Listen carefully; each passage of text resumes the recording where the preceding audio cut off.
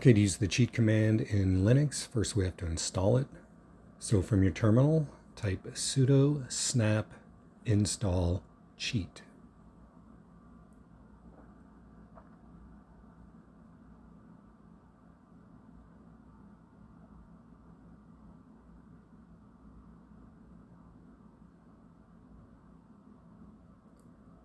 And I'm going to use this command to replace the man command.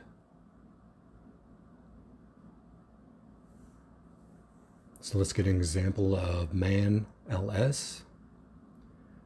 And you can see it's just so full of information, it's really hard to figure out what you want to do.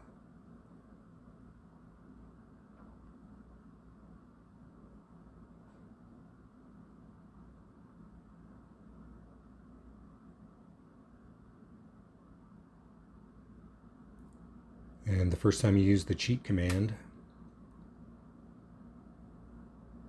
it will ask you to create a config file, so just enter Y, and then enter Y to download the community cheat sheets. Then when that's done, we can do cheat ls, and it's going to give a description of the most common uses of the ls command, and then examples of the ls commands on how to do those items. It's really very nice. That's all there is to it. Thanks for watching.